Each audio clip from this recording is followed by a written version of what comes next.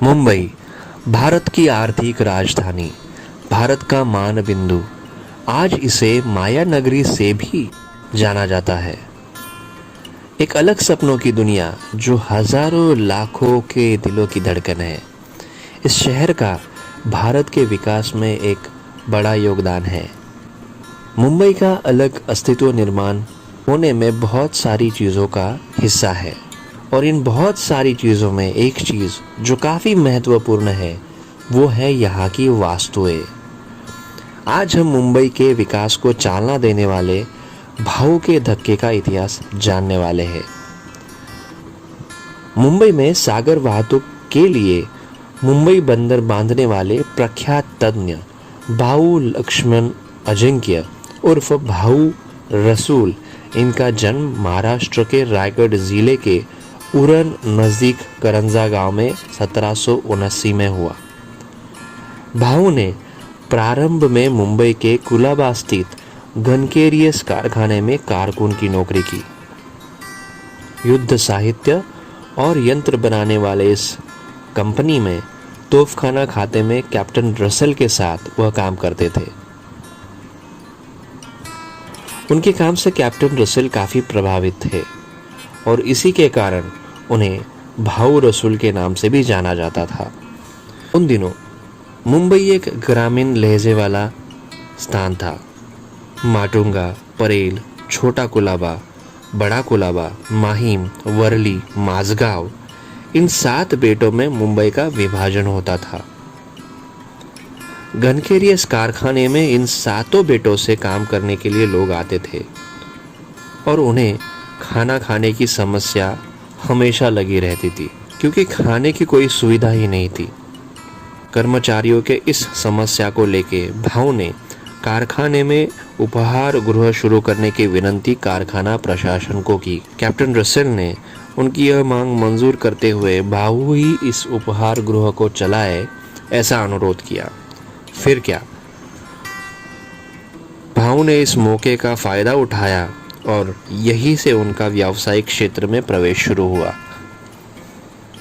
उनकी प्रदीर्घ कल्पना शक्ति और मेहनत लेने की आदत से उनकी नौकरी में बढ़ती हुई और साथ साथ उद्योग क्षेत्र में वो धीरे धीरे सुधरने लगे।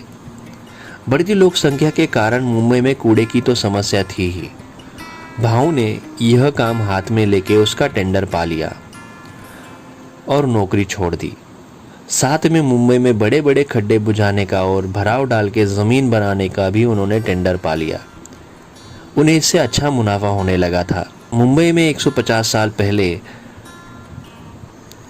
माल की वाहतूक तथा लोगों का प्रवास छोटे मोटे जहाज़ों में होता था। 1886 तक मुंबई में माल को उतारने के लिए एक ठोस धक्का भी नहीं था और दूर से सागरी यात्रा करने वाले लोगों का भी इससे काफ़ी हाल होता था। मुंबई के जरिए पूरे भारत में व्यापार वृद्धि के लिए धक्के की कमी अंग्रेज़ों को बार बार सता रही थी। आखिर में धक्का बनाने का निर्णय लिया गया, लेकिन एक समस्या थी। अंग्रेज़ों के पास इसके लिए उस समय उतना पैसा नहीं था। नतीजा यह निकला कि प्राइवेट धक्का बनाने का टेंडर निकाल के उसकी अर्जियां लेना सरकार ने शुरू कर दिया। हमेशा कुछ अलग और हटके करने वाले भाऊ ने इस काम के लिए अर्जी की। उनके पास तब तो इसके लिए पैसा भी नहीं था और उनके साथ साथ काम करने वाले किसी ने भी यह काम करने का साहस नहीं दिखाया। आखिर में भाऊ को काम करने की मंजूरी दी गई और कुछ शर्तों के साथ उन्हें अपना पूरा प्लान अंग्रेज़ों के सामने रखने को कहा गया। भाऊ ने बहुत बारीकी से प्लान डिज़ाइन करके उसको जमा कर दिया। इस प्लान के तहत उन्होंने पर्यावरण, ज़मीन का आकार, पानी का बदलने वाला स्तर, बारिश का परिणाम, इन सारी चीज़ों का काफ़ी बारीकी से अभ्यास किया था। कूड़ा पानी में गीला होकर उसका ठोस लगदा बन जाएगा और उससे अच्छी ज़मीन बनाकर उस पर धक्का बनाने का भाऊ का प्लान यहाँ काम कर गया। साथ साथ कूड़े का कॉन्ट्रैक्ट तो उन्हीं के पास था, इससे उनको सहायता भी होने वाली थी। मर्यादित साधन सामग्री, यंत्रों की मर्यादा, कम समय, कम निधि, लीज एग्रीमेंट में बार बार होने वाले बदलाव के चलते भाऊ की हालत काफ़ी ख़राब हो गई। साथ साथ पैसे की भी उन्हें समस्या तो थी ही। उनकी इस परेशानी को तत्कालीन गवर्नर रॉबर्ट ग्रांट ने सुलझाया। 6% चक्रवाढ़ ब्याज पर उन्हें 1.5 लाख का कर्जा उन्होंने मंजूर किया। कर्ज का बोझा सर पर रखकर भाऊ ने अगले 4 साल में धक्के का काम किया। साथ में उन्होंने माल को उतारने के लिए एक सुसज्ज गोदाम भी बनाया। देश में मुंबई बंदर पहला बंदर बना जहां बंदर के साथ गोदाम की भी व्यवस्था थी। बंदर को आवश्यक बहुत सारी चीज़ों पर काफ़ी बारीकी से काम किया गया था, जैसे शेड की व्यवस्था, कूड़े की व्यवस्था, सुरक्षा को लेके कंपाउंड की व्यवस्था, पानी के साथ साथ नालियों की व्यवस्था, यात्रियों की सुविधा, माल की यातायात के लिए रोड्स की व्यवस्था इत्यादि। इस प्रचंड काम की बदौलत स्थानिकों को रोजगार मिल गया था। भाऊ की तत्परता, ईमानदारी और कल्पकता को देखते हुए ईस्ट इंडिया कंपनी ने भाऊ को 50 साल के लिए धक्के पर माल की यातायात करने का तथा उसे जहाज में चढ़ाने और उतारने का टेंडर दे दिया। शुरुआत से लेकर अंत तक भाऊ ने इस धक्के का छोटे से छोटा तथा बड़े से बड़ा काम किया। इसी कारण सामान्य जनों ने इसे भाऊ का धक्का कहना शुरू कर दिया, जो कि आज भी काफ़ी प्रचलित है।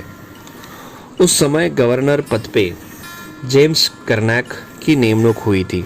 भाऊ के बनाए हुए इस धक्के को उन्होंने जेम्स कर्नैक के नाम से जाना जाए ऐसी विनंती करके उसकी अर्जी कर दी। उनकी अर्जी तुरंत मान्य की गई और उसके बाद यह क्षेत्र कर्नैक बंदर के नाम से जाना जाया लगा। लेकिन इसके बावजूद भी सामान्यतः इस धक्के को भाऊ का धक्का ही कहा जाता है। यह एक दिलचस्प बात है।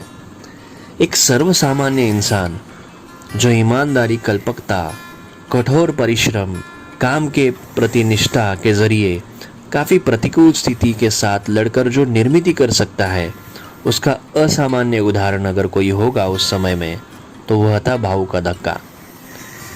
तो चलिए दोस्तों, इस एपिसोड में रुकने का समय आ गया है, लेकिन उससे पहले अपने चैनल को सब्सक्राइब करके बेल आइकन दबाइएगा ताकि आपको नोटिफिकेशंस मिले। इस वीडियो को लाइक तो कर ही दीजिएगा और शेयर करके कमेंट सेक्शन में हमें ज़रूर बताइएगा कि आपको ये एपिसोड कैसा लगा। तब तक के लिए धन्यवाद।